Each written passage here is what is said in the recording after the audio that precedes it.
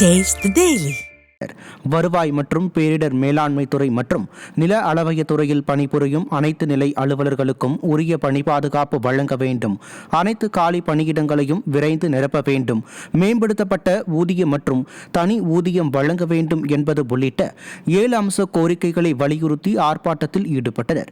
கன்னியாகுமரி மாவட்டம் நாகர்கோவிலில் நாகராஜா கோவில் திடலில் இருந்த பேரணியாக சென்ற வருவாய்த்துறை அலுவலர்கள் 300க்கும் மேற்பட்டோர் ஆர்ப்பாட்டத்தில் ஈடுபட்டனர்.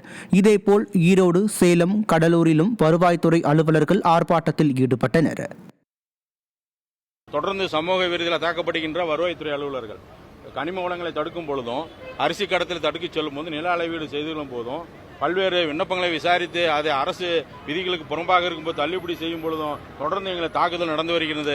அதனால மருத்துவர்களுக்கு இருப்பது போல எங்களுக்கும் வருவாய்த்துறையில் பணியாற்ற அனைத்து நிலை அலுவலருக்கும், கிராம உதவியாளரும், வட்டாட்சியர்களும், நிலையாள அளவர் உள்ளிட்ட ஆய்வாளரை அனைவருக்கும் சிறப்பு பணி பாதுகாப்பு சட்டம் வேண்டும் என்று கோரிக்கை வைத்து களத்தில் நின்று கொண்டிருக்கின்றோம். அதே போல எங்களுடைய 5 துறைகளிலும் 5 வருவாய்த்துறை இருக்கக்கூடிய நில அளவுத்துறை இருக்கக்கூடிய அனைத்து காலி பணியிடங்களை நிரப்ப வேண்டும் என்ற கோரிக்கை வைத்திருக்கின்றோம்.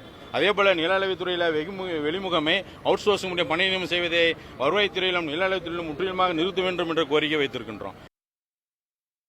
திருவண்ணாமலை மாவட்டம் செங்கம் அரசு ஆண்கள் மேல்நிலைப் பள்ளியில் மாணவர்களுக்கு வழங்க வேண்டிய சீருடையை பள்ளி நிர்வாகம் வீணாக்கி இருப்பதாக பெற்றோர்கள் குற்றம் சாட்டியுள்ளனர். பள்ளியில் பழைய கட்டிடம் இடிக்கப்பட்ட போது மாணவர்களுக்கு கொடுக்காமல் வைக்கப்பட்டிருந்த சீருடைகள் கட்டிட கழிவு மற்றும் குப்பைகளுடன் போட்டு வைக்கப்பட்டிருந்ததை கண்டு மாணவர்களின் பெற்றோர் வேதனையடைந்தனர். மாணவர்களுக்கு வழங்காமல் சீருடைகளை வீணாக்கிய பள்ளி நிர்வாகம் மீது உரிய நடவடிக்கை எடுக்க வேண்டும் என்றும், பள்ளி மாணவர்கள் அனைவருக்கும் சீருடை வழங்கப்பட வேண்டும் என்றும் பெற்றோர்கள் வலியுறுத்தியுள்ளனர். நிர்வாகத்திறனற்ற ஸ்டாலின் அரசின் பள்ளி கல்வித்துறையின் அலட்சியத்தால் அரசு பள்ளி மாணவர்களுக்கு சீருடை, பாடப்புத்தகம் உள்ளிட்ட நலத்திட்ட உதவிகள் கிடைப்பதில்லை என பெற்றோர்கள் குற்றம் சாட்டியுள்ளனர்.